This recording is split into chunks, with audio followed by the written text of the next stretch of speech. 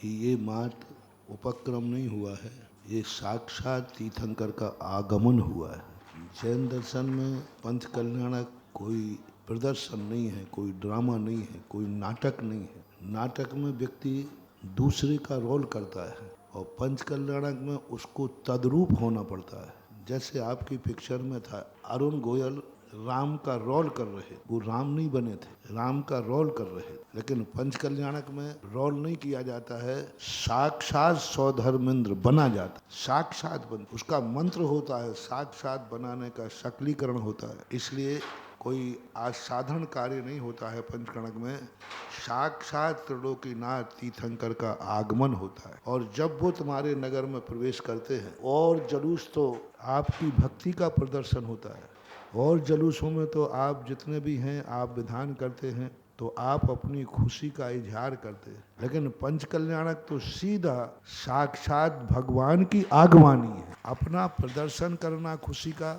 जैसे आपका जन्मदिन होता है, जन्मदिन में आपकी स्वयं की खुशी है, स्वयं का आनंद है, क्योंकि आपके खुद का जन्मदिन है, इसलिए आप खुशी मनाते। लेकिन जब बारात आती है तो स्वागत की खुशी होती है, मेरा कोई रिश्तेदार जुड़ रहा है। इसी प्रकार और विधान आदि तुम जब करते हो, जो जुलूस निकालते हो, वो तुम्हारी खुशी है।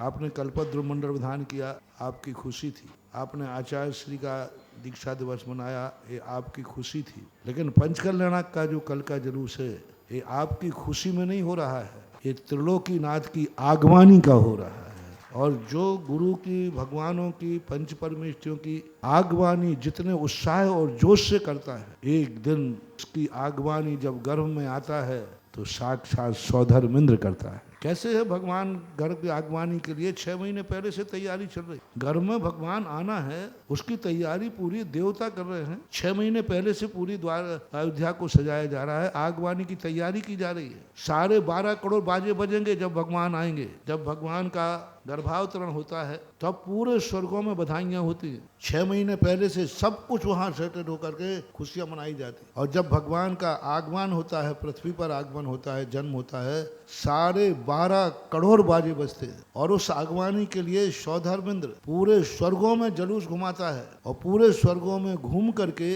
डिंडोरा पीट करके कि चलो भगवान की आगवानी करना है। और सौधर्मेंद्र देवता भगवान की आगवानी करने के लिए अयोध्या में आता है। उसके बाद जब भगवान की आगवानी हो जाती है तो तांडव नृत्य करता है, इतना भाव विभोर होकर करता है कि हे भगवान, आप इस दुनिया में भगवान के रूप में अवतरित हुए। आपका जन्म तो बहुत बार हुआ, लेकिन भगवान के रूप में जन्म हुआ। तो ऐसा सम्मान आगवानी के किसको मिलता है?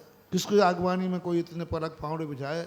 जो कभी पंच कल्याण आदि के बाद भगवान की जो आगवानी होती है, उनकी आगवानी के लिए जो पलक पावड़े बिछा देता है, ऐसे लोगों को ऐसा पुण्यबंध होता है, जहां भी जाएंगे सारा नगर उनकी आगवानी के लिए खड़ा रहेगा। ग्रस्त बनोगे तो जैसे चक्रवर्ती जब विहार करता है, राजा जब गमन करता है, सारी प्रजा उसकी आगवानी करती है। राजा जब बाहर जाता है ना और लौट के आता है तो सारा नगर के बाहर उनकी आगवानी करने जाता है। ये पुण्यबंध कैसे कर लेते हैं? यही मौके होते हैं। आज भगवान का गर्भावतरण हुआ, पृथ्वी पे आए, हमारे सागर में आए, और कल जो तुम्हारे सागर में प्रवेश करेंगे, ये तुम्हारी जिंदगी का सगुन होगा। ये मौके सगुन के होते हैं, ये मौके तुम्हारे मंगल के होते हैं। बाद में तो भगवान तुम्हारे हो जाएंगे जब चाहे दर्शन करना, बाद में तो कुंवर साहब तुम्हारे हो जाएंगे जब चाहे दर्शन करना।